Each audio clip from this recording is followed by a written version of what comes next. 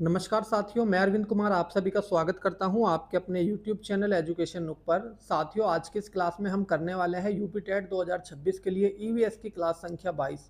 इससे पहले मैंने आपको 21 क्लास करा दी है। अगर आपने वह क्लासेस नहीं देखी है तो आप मेरे YouTube चैनल पर जाकर वह सभी क्लासेस देख सकते हैं। तो चलिए आज की है हम 22वीं क्लास स्टार्ट करते हैं अपनी। और देखिए क्वेश्चन नंबर 1 आपके सामने है।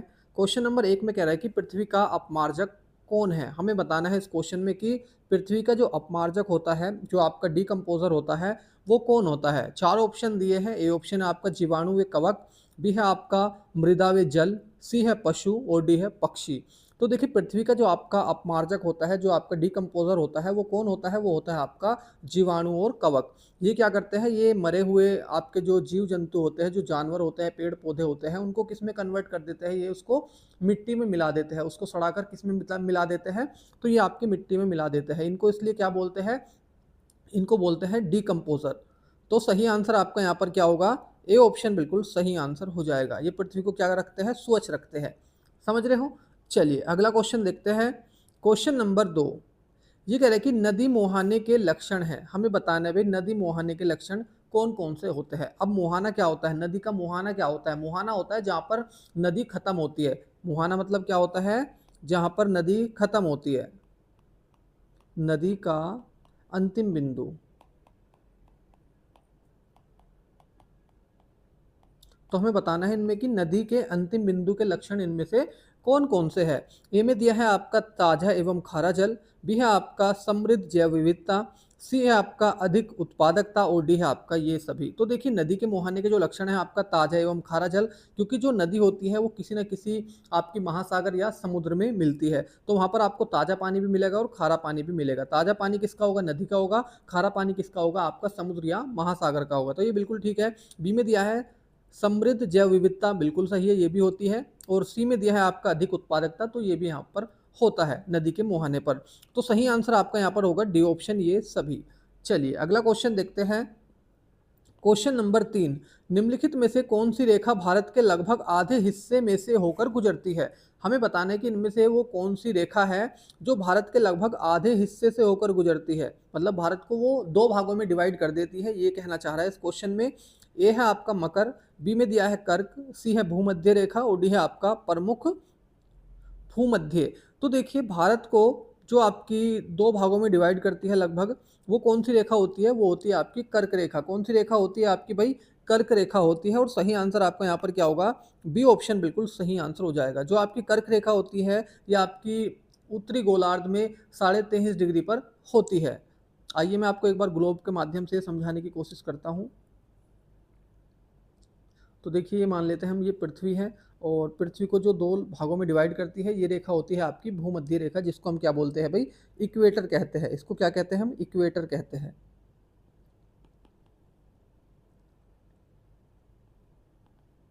क्या कहते हैं इसको, इक्वेटर कहते हैं, या हिंदी में इसको हम भूमध्य रेखा कहते हैं। ये आपकी 0 डिग्री पर होती है। कितनी डिग्री पर होती है, ये आपकी 0 डिग्री पर होती है। जस्ट इसके ऊपर आपकी एक रेखा होती है ये, जो आपके 23.5 डिग्री उत्तरी अक्षांश में होती है। कितना, 23.5 डिग्री उत्तरी अक्षांश।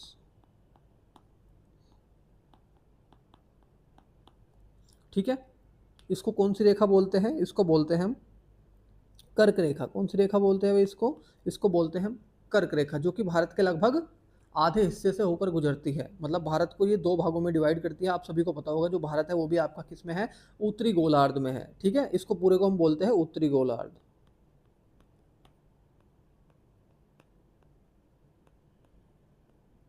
क्या बोलते हैं इसको, उत्तरी गोलार्ध बोलते हैं, और नीचे वाले को बोलते हैं दक्षिणी गोलार्ध।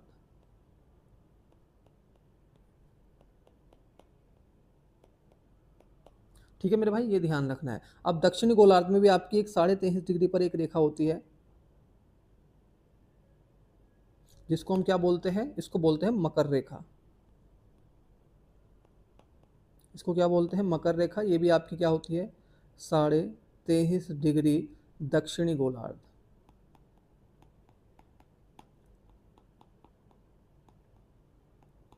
ठीक है मेरे भाई, ये ध्यान रखना है आपको। अब एक रेखा होती है इनके बीच में, कलर चेंज कर लेता हूँ जिससे आपको पता चल जाए।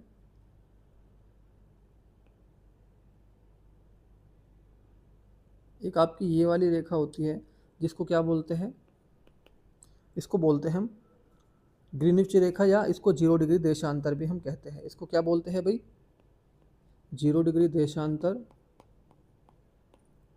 या ग्रीनविच रेखा, क्योंकि ये लंदन के ग्रीनविच शहर से होकर गुजरती है।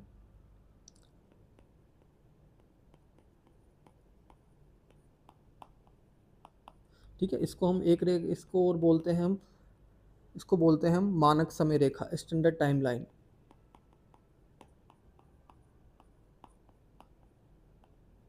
क्या बोलते हैं इसको हम, स्टैंडर्ड टाइम लाइन या आपकी मानक समय रेखा। इसी से हम किसी भी देश का टाइम निकाल सकते हैं। ठीक है मेरे भाई, चलिए। और दिन और रात की जो अवधि हमेशा होती है बराबर, वो किस पर होती है, इक्वेटर पर होती है, क्योंकि जो सूर्य होता है, ये जो सूर्य होता है, इसकी जो किरणें पड़ती है वो लंबवत पड़ती है हमेशा किसके, इक्वेटर के। ठीक है मेरे भाई, ये बात भी आपको क्या रखनी है, यहाँ पर ध्यान रखनी है। तो इस क्वेश्चन में हमसे ये कह रहा था कि निम्नलिखित में से कौन सी रेखा भारत के लगभग आधे हिस्से से होकर गुजरती है। तो आपकी कर्क रेखा भारत के लगभग आधे हिस्से से होकर गुजरती है, और ये भारत के 8 राज्यों से होकर गुजरती है। कितने भाई, 8 राज्यों से होकर गुजरती है। आइए वो 8 राज्य हम देख लेते हैं। मैंने आपको ट्रिक भी बताई थी, ट्रिक के माध्यम से एक बार और बता देता हूँ। ट्रिक थी आपकी गमछा झार मित्र पर, ये ट्रिक बताई थी मैंने आपको, गमछा झार मित्र पर। कल की क्लास में भी आया था ये क्वेश्चन इससे रिलेटेड। गै से क्या हो जाएगा आपका, यहाँ पर हो जाएगा गुजरात। ठीक है, अब मैं से क्या होगा यहाँ पर आपका मध्य प्रदेश मतलब एमपी। छा से क्या होगा आपका यहाँ पर छत्तीसगढ़ मतलब सीजी। ठीक है, मैं शॉर्ट फॉर्म लिख रहा हूँ। झार से क्या हो जाएगा आपका यहाँ पर झारखंड। ठीक है, अब मित्र में मी से होगा आपका यहाँ पर मिजोरम। त्रे से हो जाएगा आपका यहाँ पर त्रिपुरा। ठीक है, उसके बाद पर में पैसे होगा आपका यहाँ पर पश्चिम बंगाल, और रे से क्या हो जाएगा आपका राजस्थान। ठीक है मेरे भाई, इतना आपको इस क्वेश्चन में यहाँ पर ध्यान रखना है। मैं आपको मकर रेखा के बारे में बता चुका हूँ, भूमध्य रेखा के बारे में बता चुका हूँ, और जो आपका प्रमुख भूमध्य है इसी को क्या बोलते हैं, इसी को हम बोलते हैं 0 डिग्री देशांतर। क्या बोलते हैं इसको, 0 डिग्री देशांतर। समझ रहे हो, चलिए। इसी को हम क्या बोलते हैं, स्टैंडर्ड टाइम लाइन भी इसी को कहते हैं, जो आपका प्रमुख भूमध्य है। इसको मैं यहाँ पर लिख देता हूँ, प्रमुख भूमध्य। इसी से हम किसी भी देश का टाइम निकाल सकते हैं। चलिए रेड कलर ले लेते हैं अब हम, और अगले क्वेश्चन पर बढ़ते हैं। Question number 4। अब क्वेश्चन नंबर 4 में कह रहे हैं कि वातावरण की सबसे गर्म परत कौन सी है। आप सभी को पता होगा कि वातावरण की 5 लेयर होती है, उनमें से हमें बताना है कि सबसे गर्म परत कौन सी होती है। एटमॉस्फेयर की सबसे जो हॉटेस्ट लेयर होती है वो कौन सी होती है। ए है आपका थर्मोस्फियर, बी में दिया है आपका ट्रोपोस्फियर, सी में दिया है आपका स्ट्रेटोस्फियर, और डी में दिया है आपका मेसोस्फियर। बताइए भाई, इसको मेसोस्फियर कहते हैं। बताओ वातावरण की सबसे गर्म आपकी लेयर कौन सी है, ये हमें यहाँ पर बताना है। तो देखिए, जो वातावरण की सबसे गर्म परत है आपकी कौन सी है, आपकी थर्मोस्फियर है। कौन सी है भाई आपकी सबसे गर्म लेयर, थर्मोस्फियर है। और सही आंसर आपका यहाँ पर क्या होगा, ए ऑप्शन बिल्कुल सही आंसर हो जाएगा। इसका जो टेम्परेचर है आपका लगभग 2500 डिग्री सेल्सियस है। कितना होता है इसका टेम्परेचर, लगभग आपका 2500 डिग्री सेल्सियस होता है, जो कि आपका ये जो थर्मोस्फियर होती है ये सूर्य से आने वाली जो यूवी किरणें होती हैं उनको डायरेक्ट अवशोषित करती है। ठीक है,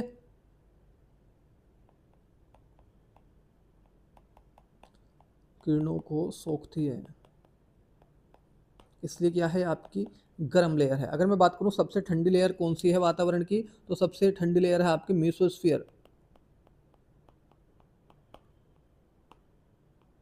सबसे ठंडी है आपकी कौन सी, मेसोस्फियर। इसका जो टेम्परेचर होता है लगभग आपका -100 डिग्री सेल्सियस तक होता है। ठीक है मेरे भाई, ध्यान रखना है इतना। चलिए क्वेश्चन नंबर 5, ये कह रहे कि काली मिट्टी और किस नाम से जानी जाती है। बताइए भाई, काली मिट्टी को किस नाम से जाना जाता है। आप सभी को पता होगा कि जो काली मिट्टी होती है ये कपास की खेती के लिए बहुत अच्छी होती है, और ये आपकी कहाँ पर पाई जाती है, तो ये आपकी महाराष्ट्र में पाई जाती है। बेसिकली महाराष्ट्र, गुजरात, मध्य प्रदेश, इन स्टेट में ये पाई जाती है। तो हमें बताना है इसका दूसरा नाम क्या है, दूसरा कौन सा नाम है जिससे इसको जाना जाता है। यह है आपका खादर मिट्टी, बी है आपका बांगर मिट्टी, सी है आपका कछारी मिट्टी और डी है आपका रेगुर मिट्टी। तो देखिए काली मिट्टी का जो दूसरा नाम होता है वो होता है आपका रेगुर मिट्टी। समझ रहे हो क्या होता है रेगुर मिट्टी, और सही आंसर आपका यहाँ पर क्या होगा, डी ऑप्शन बिल्कुल सही आंसर हो जाएगा। जो यहाँ पर दी है हमें खादर मिट्टी है, खादर मिट्टी किसकी होती है, जलोढ़ मिट्टी का एक नया रूप होता है, ठीक है, नई जलोढ़ मिट्टी इसको कहते हैं हम।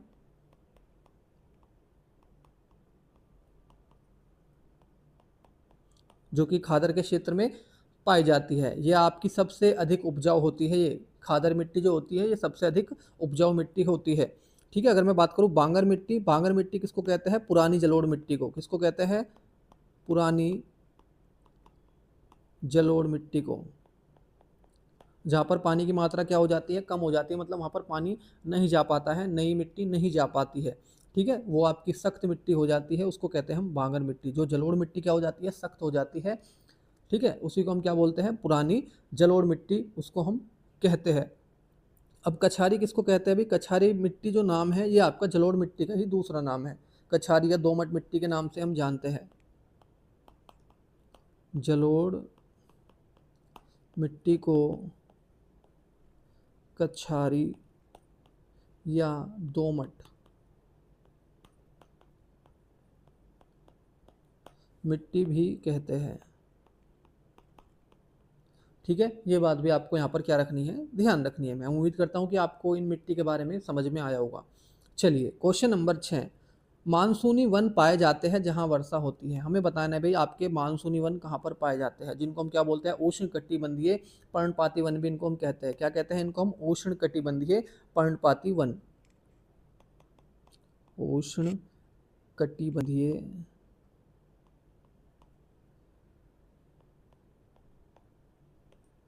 पर्णपाती वन।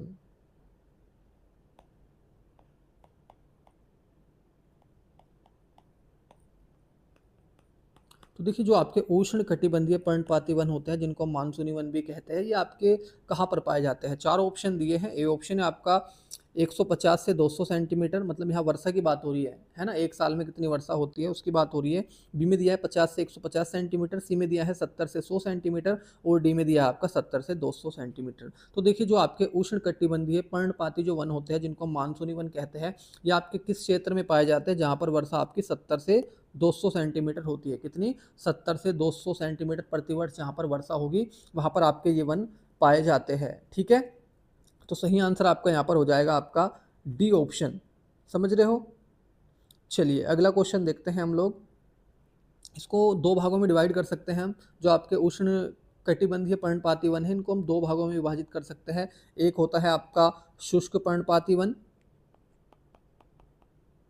शुष्क पर्णपाती वन, और दूसरे को हम इसमें डिवाइड कर सकते हैं आपका आर्द्र पर्णपाती वन।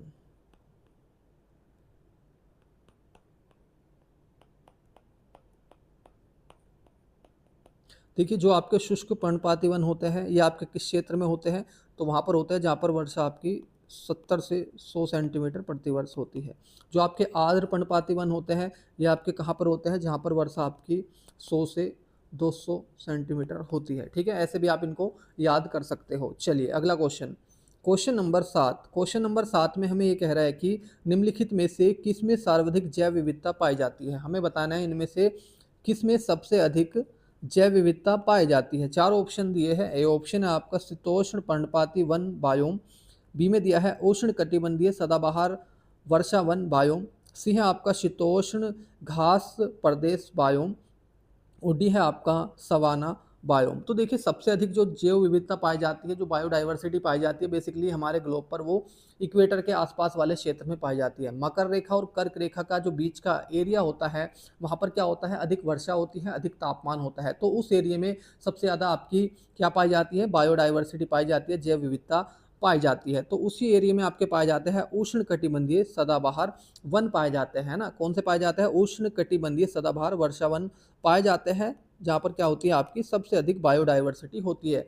तो सही आंसर आपका यहाँ पर क्या होगा, बी ऑप्शन बिल्कुल सही आंसर हो जाएगा। इन वन में आपका उच्च तापमान होता है और अधिक वर्षा।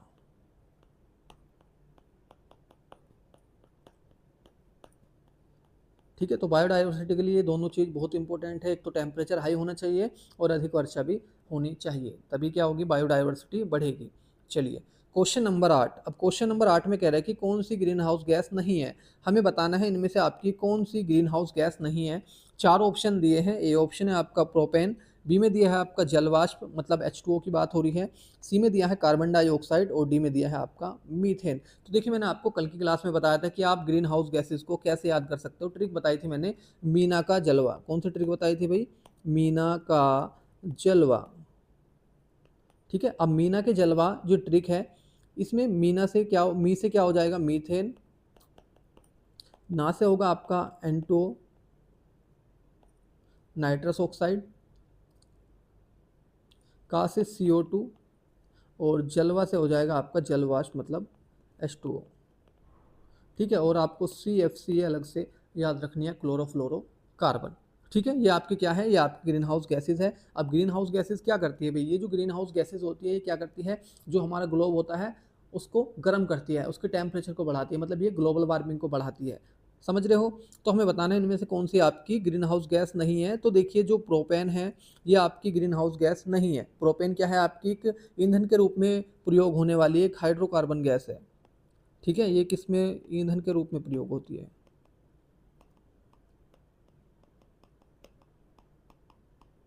जो कि किस में होती है आपकी LPG में ये भरी जाती है। ठीक है, प्रोपेन और ब्यूटेन का मिश्रण होता है आपका LPG। समझ रहे हो। जलवाष्प में आपको बता चुका हूँ H2O, CO2 कार्बन डाइऑक्साइड और मीथेन CH4। तो ये आपके तीनों क्या है, ये ग्रीन हाउस गैसेस है। सबसे ज़्यादा जो ग्लोबल वार्मिंग करती है वो आपकी CO2 करती है।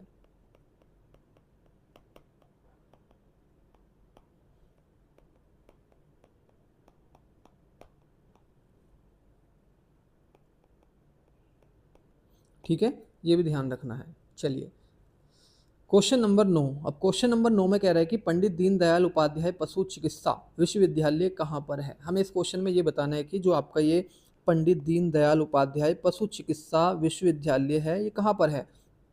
चार ऑप्शन दिए हैं हमें यहाँ पर। ए में दिया है फैजाबाद, बी है मथुरा, सी है बरेली और डी है आपका झांसी। तो देखिए पंडित दीनदयाल उपाध्याय जो पशु चिकित्सा विश्वविद्यालय है ये आपका कहाँ पर है, तो ये आपका मथुरा में है। कहाँ पर है मेरे भाई, ये आपका मथुरा में है। और सही आंसर आपका यहाँ पर हो जाएगा बी ऑप्शन। चलिए अगला क्वेश्चन देखते हैं, क्वेश्चन नंबर 10। अब क्वेश्चन नंबर 10 में कह रहा है कि शेर शाह सूरी का मकबरा कहाँ स्थित है।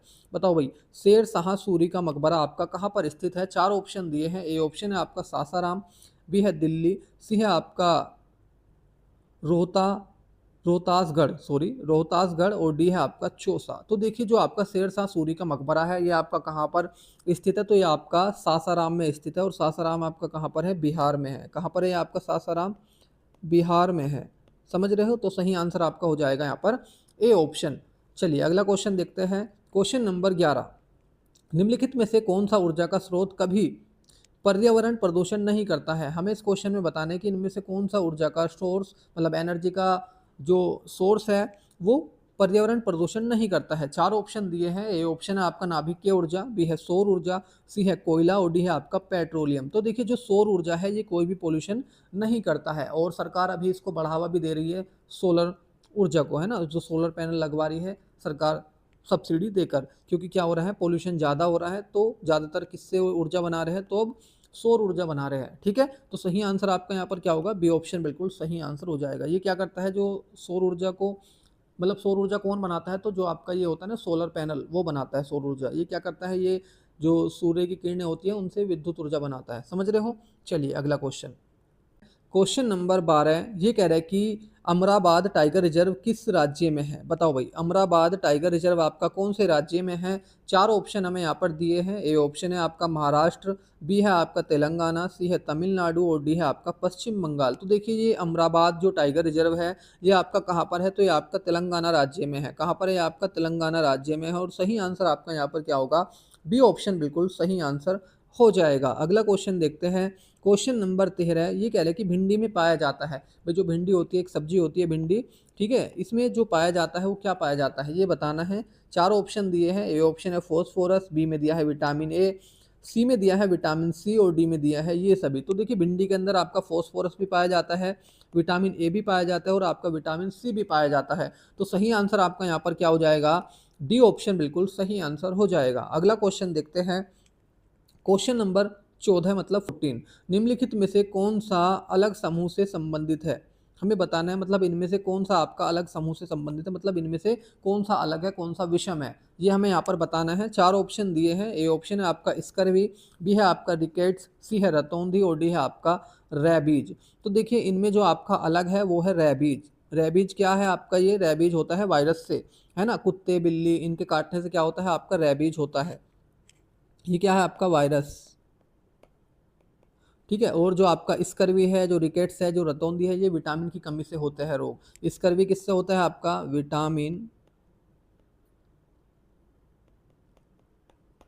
विटामिन सी से होता है स्कर्वी। रिकेट्स विटामिन डी,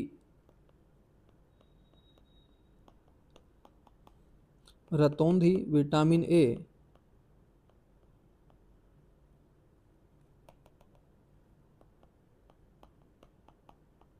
ठीक है भाई, ये आपको यहाँ पर इतनी बात ध्यान रखनी है। सॉरी मैंने विटामिन गलत लिख दिया है, 1 मिनट, स्पेलिंग गलत है विटामिन की।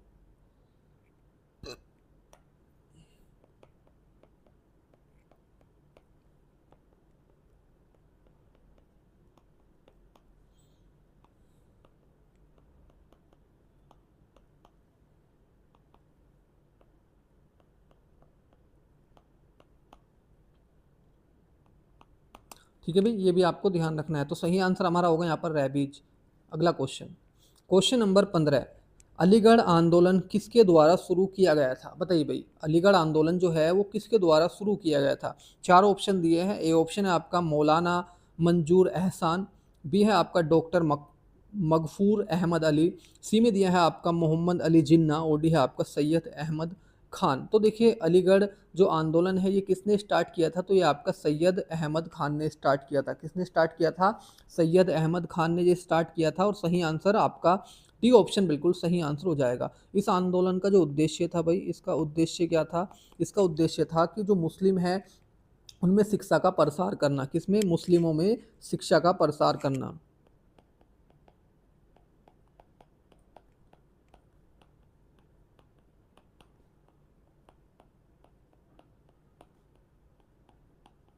इस आंदोलन के द्वारा ही आपका जो एएमयू है इसकी स्थापना की गई थी, अलीगढ़ मुस्लिम यूनिवर्सिटी।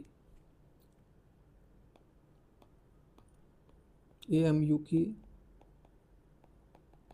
स्थापना की गई थी। एएमयू की जो स्थापना हुई थी भाई, ये कब हुई थी आपकी? ये हुई थी आपके 1875 में। कब? 1875 में। ये बात भी आपको यहाँ पर ध्यान रखनी है। अलीगढ़ मुस्लिम यूनिवर्सिटी इसकी फुल फॉर्म है। क्वेश्चन नंबर 16, ये कह रहा है कि निम्न में से कौन संक्रामक रोग नहीं है? 4 ऑप्शन दिए हैं। ए ऑप्शन है डेंगू, बी है मलेरिया, सी है पोलियो और डी है आपका टीटनेस। तो देखिए इनमें से जो आपका संक्रामक रोग नहीं है, तो संक्रामक रोग आपका कौन सा नहीं है? तो टीटनेस नहीं है आपका संक्रामक रोग। ठीक है। तो सही आंसर आपका यहाँ पर क्या हो जाएगा? डी ऑप्शन बिल्कुल सही आंसर हो जाएगा। भाई संक्रामक रोग कौन से होते हैं? संक्रामक रोग वो होते हैं जो आपके दूसरे व्यक्ति या दूसरे जानवर से नहीं फैलते हैं, मतलब डायरेक्ट नहीं फैलते हैं। ये आपके बैक्टीरिया से फैलते हैं।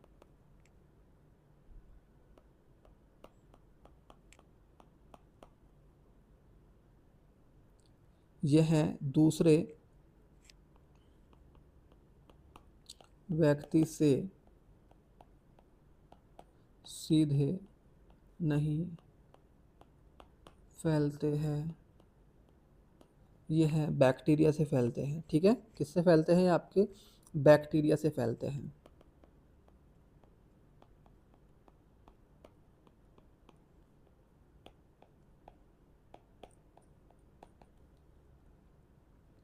अब हम बात करते हैं संक्रामक। अब संक्रामक रोग कौन सा है? ये आप तो नहीं पूछ रहा था, तो नहीं आपका टीटनस है। अब संक्रामक रोग कौन से होते हैं भाई? संक्रामक रोग वे बीमारियां होती है जो दूसरे व्यक्ति से सीधे या किसी माध्यम से फैलती है। ठीक है। संक्रामक किसे कहते हैं? कौन से रोग होते हैं? वे बीमारी, वे बीमारियां जो दूसरे व्यक्ति से सीधे या किसी माध्यम से फैलती है। सॉरी, फैलती, मैंने गलत लिख दिया है।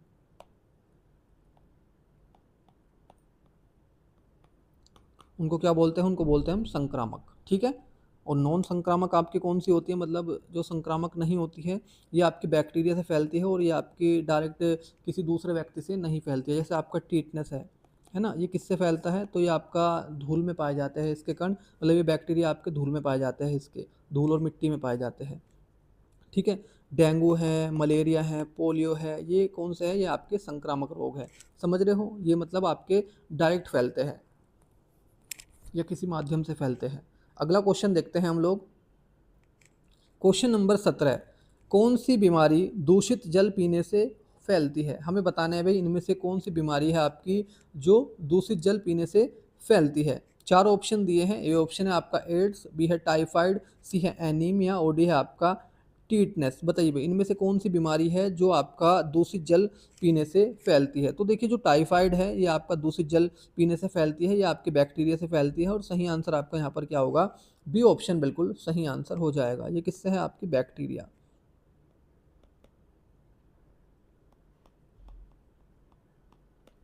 समझ रहे हो। एड्स आपका वायरस से है, HIV वायरस,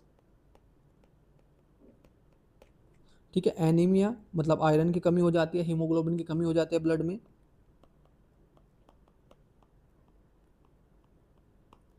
ठीक है। जो आपका टीटनेस है ये भी आपका बैक्टीरिया से होता है और ये बैक्टीरिया आपके किस में पाए जाते हैं, तो ये आपके धूल और मिट्टी में ये इसके बैक्टीरिया पाए जाते हैं टीटनेस के। समझ रहे हो। चलिए अगला क्वेश्चन देखते हैं।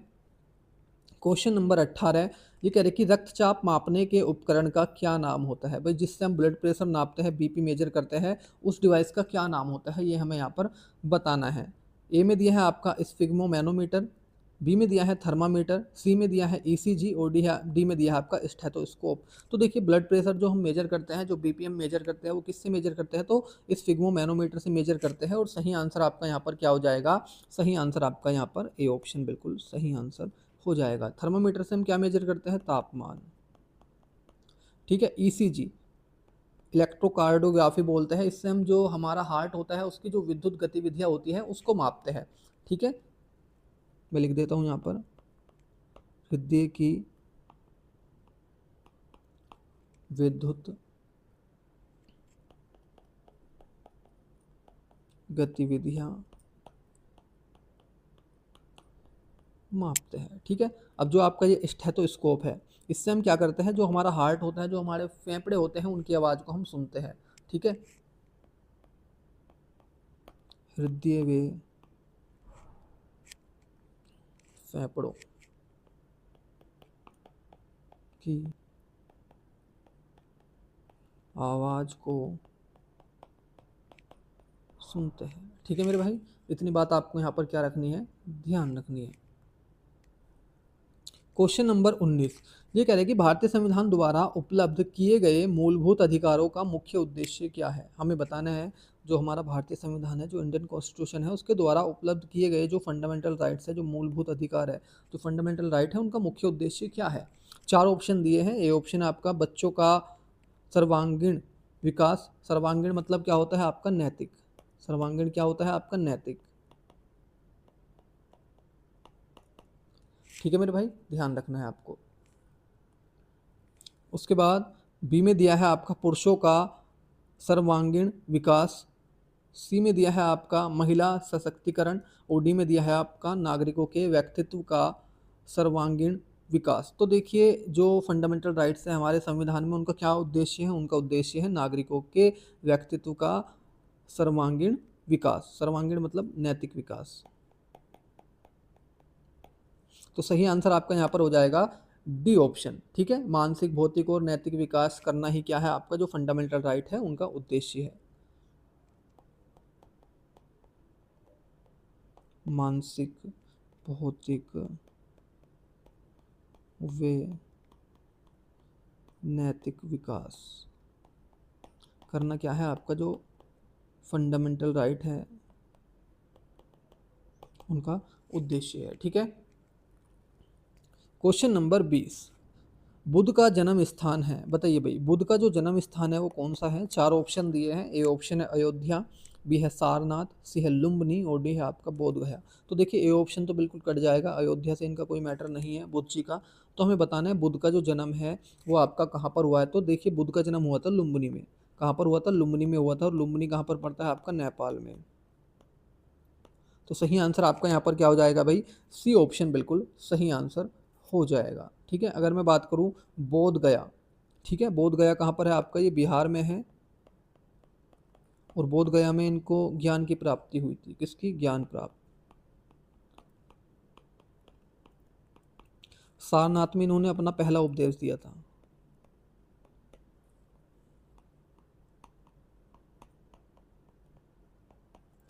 ठीक है, ये बात भी आपको यहाँ पर ध्यान रखनी है। अगर मैं मृत्यु की बात करूँ तो मृत्यु इनकी कहाँ पर हुई थी? कुशीनगर। अब ये कुशीनगर कहाँ पर पड़ता है? तो ये आपका यूपी में पड़ता है। ठीक है, ध्यान रखना है इतना।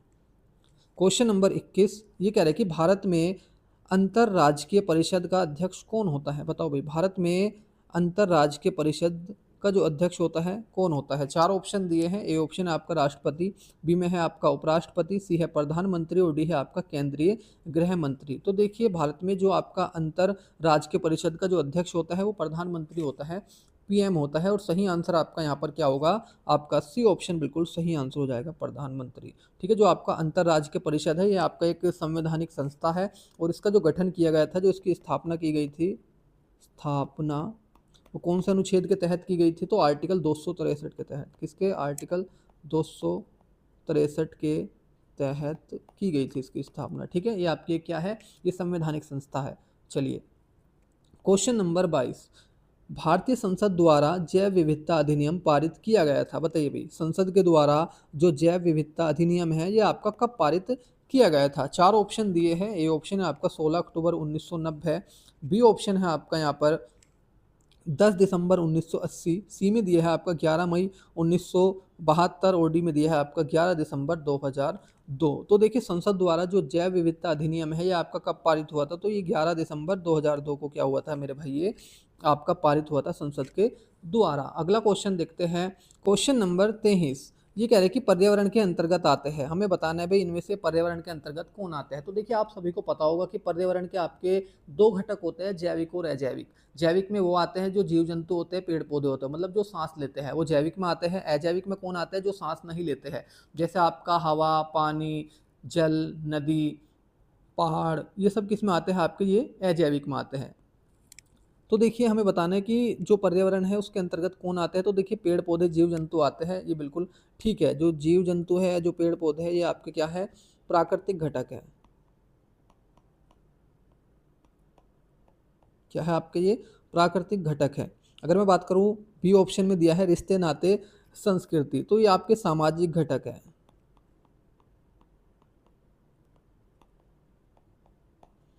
उसके बाद बात करते हैं हम सी ऑप्शन मकान, सड़क, पूजा स्थल, ये क्या है? मानव निर्मित घटक है।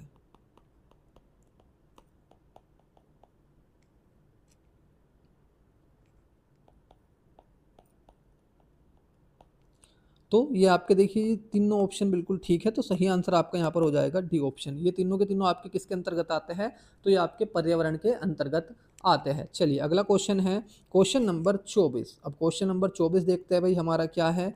ये कह रहा है कि प्रकाश संश्लेषण की क्रिया में हरे पौधे द्वारा बाहर निकलने वाली गैस कौन सी है? भाई जब पौधे प्रकाश संश्लेषण करते हैं, जब वो अपना भोजन बनाते हैं, तो उस समय वो कौन सी गैस छोड़ते हैं? ये इस क्वेश्चन में बेसिकली हमें बताना है। और काफ़ी आसान सवाल है, सभी बच्चों को पता होगा।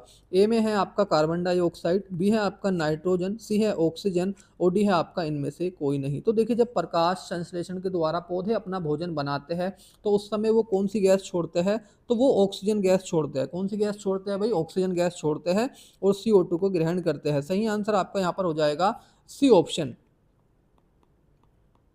इसको क्या करते हैं? ग्रहण करते हैं और आपका ऑक्सीजन को क्या करते हैं? छोड़ते हैं, मतलब निकालते हैं।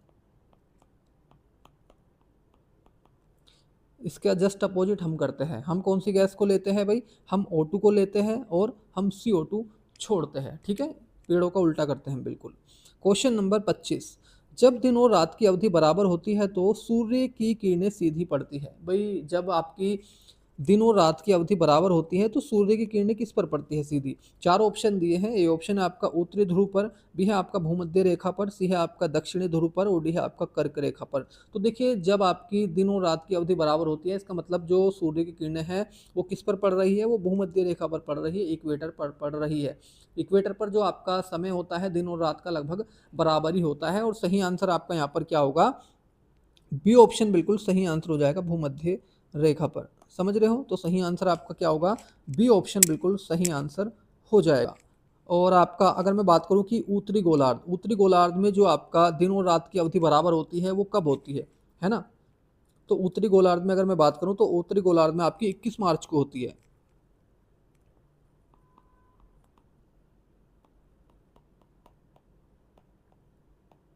उत्तरी गोलार्ध में आपकी जो दिन और रात की अवधि बराबर होती है वो कब होती है, 21 मार्च को। ठीक है, 12 घंटे रात और 12 घंटे दिन। अगर दक्षिणी गोलार्ध की बात करूं तो दक्षिणी गोलार्ध में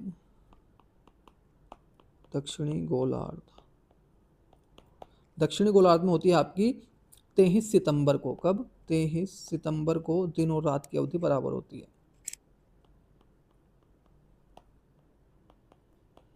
बारह घंटे दिन 12 घंटे रात, और ये पूरे वर्ष में केवल 2 बार ही होता है आपका। ठीक है, उत्तरी गोलार्ध में आपका कब होता है, 21 मार्च को, और दक्षिणी गोलार्ध में आपका 23 सितंबर को। चलिए क्वेश्चन नंबर 26, नगर पालिका परिषद के उपाध्यक्ष का त्यागपत्र कौन स्वीकृत करता है। भाई जो नगर पालिका परिषद का जो उपाध्यक्ष होगा उसका त्यागपत्र कौन स्वीकृत करेगा, मतलब कौन एक्सेप्ट करेगा, किसको ये अपना त्यागपत्र देगा। चार ऑप्शन दिए हैं। ए ऑप्शन है आपका कलेक्टर, बी में दिया है आपका अनुविभागीय दंड अधिकारी, बी में है आपका उप सचिव नगरीय प्रशासन, और डी है आपका उच्च संचालक पंचायत। तो देखिए अगर नगर पालिका परिषद के उपाध्यक्ष को अपना त्यागपत्र देना है तो वो किसको देगा, वो देगा कलेक्टर को। आपका नगर पालिका परिषद का अध्यक्ष और जो उपाध्यक्ष होता है ये जो अपना त्यागपत्र देते हैं ये किसको देते हैं, कलेक्टर को देते हैं। और सही आंसर आपका यहाँ पर क्या होगा, ए ऑप्शन बिल्कुल सही आंसर हो जाएगा, अध्यक्ष व उपाध्यक्ष। ठीक है, अगर जो आपका पार्षद होता है, अगर पार्षद को अपना त्यागपत्र देना है भाई वो किसको देगा, वो देगा अध्यक्ष को। ठीक है, ये बात भी आपको यहाँ पर ध्यान रखनी है। चलिए क्वेश्चन नंबर 27, उत्तर प्रदेश में आलू का अनुसंधान केंद्र किस जिले में स्थित है। बताओ भाई, उत्तर प्रदेश में आलू का अनुसंधान केंद्र आपका किस जिले में स्थित है। चार ऑप्शन दिए हैं। ए ऑप्शन है आपका फर्रुखाबाद, बी में है मेरठ, सी है कानपुर और डी है प्रयागराज। तो देखिए जो आलू का अनुसंधान केंद्र है उत्तर प्रदेश में वो कौन से जिले में है, तो मेरठ जिले में पड़ता है आपका, मोदीपुरम वहाँ पर है आपका। कहाँ पर है आपका, मेरठ में पड़ता है मोदीपुरम, वहाँ पर ये है आपका। चलिए अगला क्वेश्चन, क्वेश्चन नंबर 28, ये कह रहा है कि कैफीन एक स्टिमुलेंट है जो कि पाया जाता है। हमें बताना है भी जो आपका कैफीन है वो आपका किस में पाया जाता है, बेसिकली ये बताना है।